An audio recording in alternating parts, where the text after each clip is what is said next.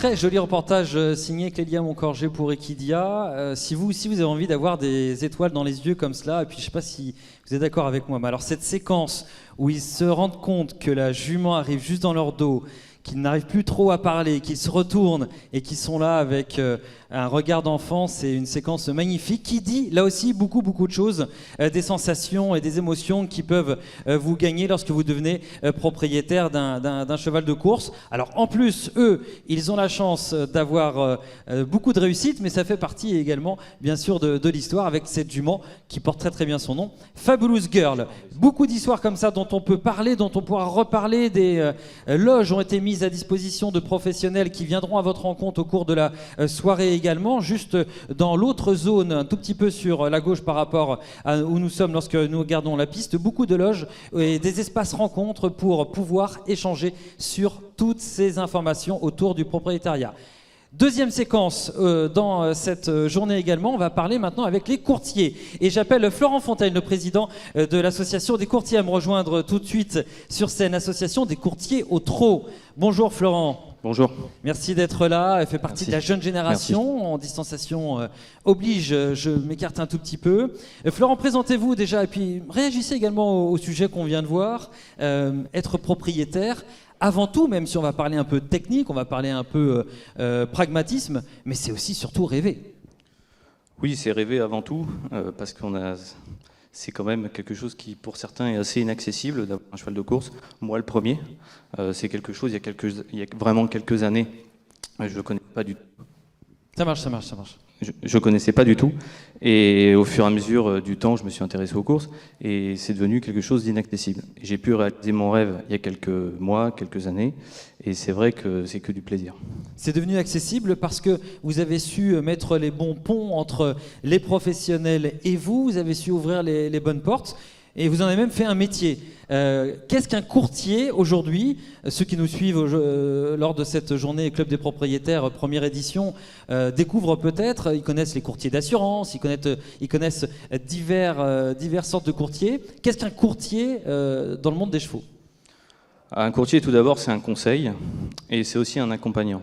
C'est-à-dire qu'on va conseiller notre client sur l'ensemble de ses démarches, donc dans sa recherche d'un cheval ou d'une poulinière, ou sur d'autres aspects comme un yearling ou un foal. Et c'est aussi quelqu'un qui l'accompagne dans l'ensemble des démarches, c'est-à-dire aller voir un entraîneur, faire le relais aussi avec les entraîneurs, et aussi un interlocuteur vis-à-vis des instances, notamment pour les demandes d'agrément, parce que ça peut être un peu fastidieux. Ça fait parfois perdre un petit peu de temps au client parce qu'il est très pris, et il peut un petit peu se décharger sur nous. Donc c'est du conseil, c'est de l'administratif. Oui, beaucoup. En termes de conseil, vous jouez tout de même un petit peu donc avec le risque, parce qu'il faut savoir aller vers le bon cheval. Quelles sont les compétences requises pour être un courtier de chevaux au trot? Dans un premier temps, il y a des compétences animales, notamment sur la conformation des chevaux qui nous sont présentés. Il y a aussi quelques compétences vétérinaires, où on peut interpréter et aider notre propriétaire dans certains choix. Il y a aussi un conseil juridique, un conseil fiscal et aussi un conseil administratif. Et c'est tout un ensemble qui crée une relation avec le client. Quels sont les profils des gens qui se tournent vers vous? Qu'est-ce qu'ils viennent vous demander généralement? Je veux un gagnant de prix d'Amérique? Parce que là, c'est pas facile du coup de le trouver. Non, ça m'est jamais arrivé d'avoir quelqu'un qui... Ça viendra, vous êtes tout jeune, Florent. Peut-être, mais ça m'est jamais arrivé. D'accord. Ils veulent surtout se faire plaisir pour assouvir leur passion. Et pour moi, c'est primordial. Alors c'est justement là que le courtier rentre en ligne de compte, parce que c'est vrai que tout ce qui est administratif, c'est pas très marrant. Un propriétaire, pour vous, quelle est sa mission première? C'est que du fun. Quelle est votre définition? Quelle est un peu votre punchline pour définir un propriétaire heureux? Non, il y a oui, il y a du fun, naturellement. C'est une passion avant tout, mais il faut aussi qu'il y ait un aspect économique qui est indéniable. Et il faut pouvoir mettre les bons éléments dans les bonnes cases pour que tout se passe bien et pour redonner envie aux clients de continuer sur d'autres sujets à l'avenir. Quel genre de contrat vous signez avec vos clients lorsque vous êtes courtier? C'est un contrat de confiance? Oui, c'est ça, c'est un contrat de confiance, oui. C'est un contrat de confiance, on partage beaucoup de choses, notamment avec eux, notamment quand on va aux courses, on les accompagne. Parfois, ils peuvent pas y aller, donc on y va à leur place, ça leur fait toujours plaisir, et ils se sentent accompagnés. Et pour moi, c'est l'élément le plus important. Alors j'ai eu l'occasion de vous interviewer à plusieurs reprises dans le cadre de ventes aux enchères, comme il y en aura une tout à l'heure sur les coups de 20h40. Et il y a une expression qui revient souvent chez vous dans votre façon de travailler, c'est construction de dossier. Que veut dire une construction de dossier aujourd'hui lorsqu'on veut acheter un cheval, et particulièrement un trotteur? C'est cibler la demande du client. Il nous fait part de son envie et nous, il faut qu'on l'oriente et qu'on lui fasse faire le bon choix. Par exemple, quelqu'un qui veut un cheval qui va courir très vite, qui peut, on va dire, aller voir à l'hippodrome très rapidement, vous n'allez pas lui faire acheter un foal ou un yearling, parce qu'il va se passer énormément de temps. Alors certes, le voir à l'entraînement, c'est très bien, mais vous avez aussi envie de le voir sur l'hippodrome et éventuellement passer le poteau en tête. Et ça, pour moi, c'est très important, c'est bien cibler la demande du client, et pour pas qu'il soit trompé, et pour pas qu'il y ait d'erreur. Donc c'est un fil conducteur de la demande du client jusqu'aux choses que vous allez lui proposer. Et après, éventuellement, si ça se passe bien, une victoire ou des beaux poulains si jamais vous achetez une bonne poulinière. Quid des associations? Est-ce que vous préconisez les associations? Comment ça se passe une association? Est-ce que le courtier a un rôle à jouer également là? Oui, bien sûr. Pour moi, les associations, c'est le futur du propriétariat au trot, même au galop, naturellement. C'est très très important parce que ça permet de fédérer les gens entre eux et ça leur permet de partager des choses. Moi, je suis très dans le partage avec mes clients et j'aime beaucoup les associer entre eux pour passer des bons moments. Vous allez voir votre cheval, le dimanche, vous venez manger à l'hippodrome. C'est un moment de convivialité avant tout. Florent, commente cette image. Pleine propriété, il y a les différentes formes de propriété adaptées donc aux clients. Pleine propriété, c'est quelqu'un qui vient, qui a donc les moyens de s'acheter un cheval. Un cheval, ça coûte combien d'ailleurs? Entre 5 000 et 100 000 euros? Il n'y a pas vraiment de prix défini. Ça peut être, 5 000 euros comme un petit peu moins et ça peut être beaucoup plus. Beaucoup plus, ouais. Ça dépend, c'est pareil. Voilà, ça dépend du budget du client et ça dépend vraiment de sa demande. Pleine propriété, on peut être sinon bailleur locataire. Alors bailleur locataire, c'est quand vous mettez votre cheval en location à un entraîneur, voilà. Et vous avez la qualité de bailleur. Mais vous avez, on va dire, plus de décisions possibles sur la carrière de votre cheval. C'est l'entraîneur qui prend l'intégralité des frais à sa charge et l'intégralité qui prend, on va dire, la responsabilité des engagements et de la carrière de votre cheval. C'est une démarche assez répandue au trot, d'ailleurs. Ça fonctionne pas mal. Ouais, c'est très répandu au trot et c'est beaucoup moins répandu au galop, mais c'est vraiment très très imprégné dans le monde du trot. L'association, ça me paraît très clair et net. Donc là, c'est la. Il y a beaucoup d'éleveurs aussi. Je vais rebondir là-dessus. Il y a beaucoup d'éleveurs en bailleurs locataires qui, notamment, font naître des femelles. Et ces femelles-là, ils veulent pas les exploiter. Donc, pas les exploiter en propriété directe. Donc, quand c'est comme ça, ils les louent à un entraîneur et pour la carrière de course et ils récupèrent la carrière d'élevage au terme de la carrière. Donc l'association, on le disait, c'est clair comme l'eau de roche. Et société civile ou commerciale, vous êtes peut-être dans les affaires et ça peut vous parler, effectivement. On peut aussi, pourquoi pas, construire son entreprise. C'est ça. Donc une société, une personne morale peut être propriétaire d'un cheval au même titre qu'une personne physique. Mais il faut que le gérant et les associés de cette société-là soient agréés par le trot.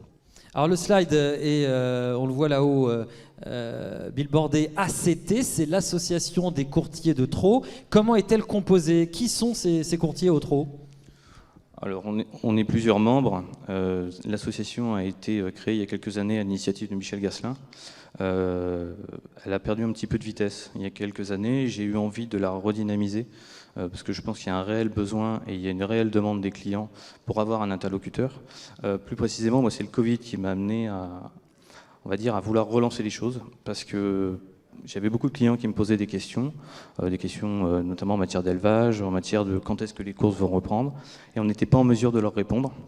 Et je me suis rendu compte que l'ensemble des professions du trot, comme les étalonniers, les entraîneurs, les propriétaires, même les amateurs, avaient tous une association qui les représentait, sauf nous. Donc je me suis dit que c'était une bonne idée de relancer le syndicat. Donc on en a discuté avec d'autres membres et on a fait une dernière assemblée générale il n'y a pas longtemps et j'ai eu la chance d'être élu président et je remercie mes confrères pour la confiance qu'ils m'accordent. Fraîchement élu en effet depuis 2 semaines à la présidence de cette association des courtiers au trot. Une dame m'a posé une question très pragmatique tout à l'heure. Est-ce qu'il existe l'annuaire des courtiers au trot et comment on peut vous joindre? C'était bien ça, madame, tout simplement. Voilà, tout simplement. Comment on peut vous joindre? Quelles sont les coordonnées? C'est très pratique, mais c'est très utile. Alors, suite à mon élection, j'ai voulu qu'on ait une vitrine Non, ça marche plus là, mais je vais pas vous passer mon micro par les temps qui courent. Alors attendez. Ouais, c'est bon, Si c'est ça reparti. J'ai voulu créer un site internet pour qu'on ait une vitrine en ligne avec l'ensemble des membres, pour qu'on ait tous nos coordonnées qui soient de manière publique, avec une redirection sur le site du TRO. Donc une personne qui vient sur le site du TRO, qui cherche un courtier, va être redirigée sur le site de l'association des courtiers et il pourra choisir le courtier de son choix. www.act-tro.com. Ensuite, il y a dans les catalogues de vente, vous avez l'annuaire des courtiers, donc l'ensemble des courtiers qui sont répertoriés. Ils ne sont pas tous membres de l'association, il faut le dire. Et vous avez l'opportunité de reprendre leurs coordonnées aussi dans le catalogue. Sauf celui de ce soir qui a été un catalogue monté vraiment en express, mais vous retrouvez traditionnellement en effet dans les catalogues de vente les coordonnées des différents courtiers au TRO. Et je vous invite aussi, on a un stand. Et voilà. Voilà, le TRO et Arcana nous laissent la possibilité d'avoir un stand qui est un petit peu à votre gauche, en face du bar, et on peut vous rencontrer avec plaisir. Et on a fait des plaquettes avec l'ensemble des membres et leurs coordonnées, donc vous pouvez les récupérer.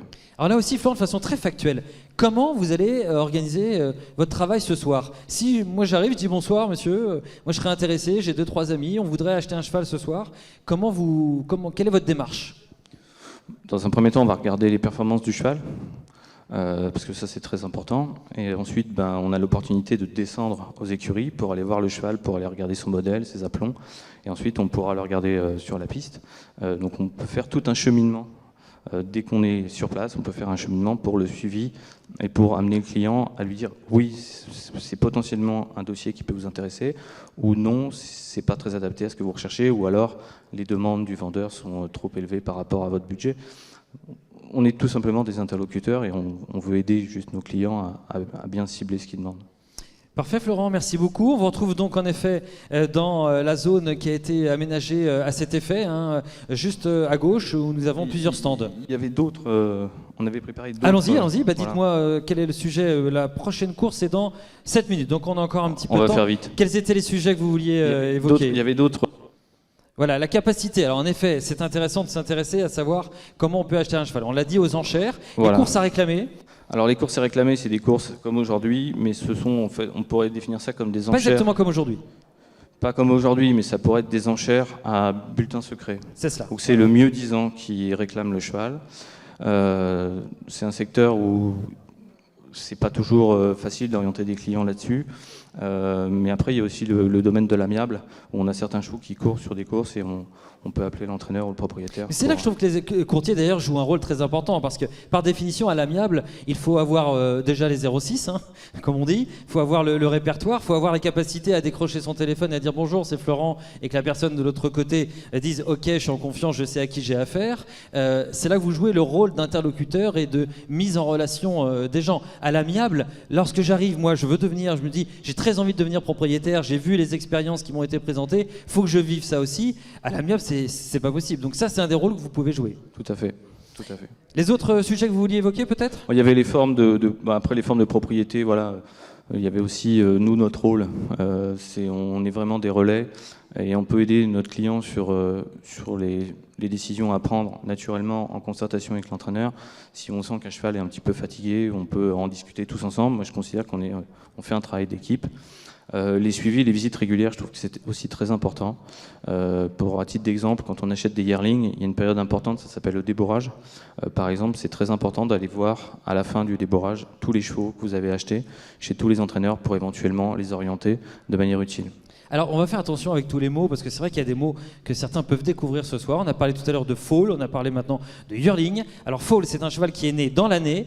Yearling, c'est un cheval qui est né l'année précédente. Et c'est donc là un marché très important pour ceux qui sont aussi plutôt dans le domaine de l'investissement. On a là aussi un petit peu de spéculation potentielle. On pense aussi à la carrière de course et à la carrière d'après. Il se passe beaucoup de choses sur ce marché des yearlings, notamment à la fin de l'été, puisque c'est là où les chevaux sont souvent présentés sur les rings. Un dernier point ?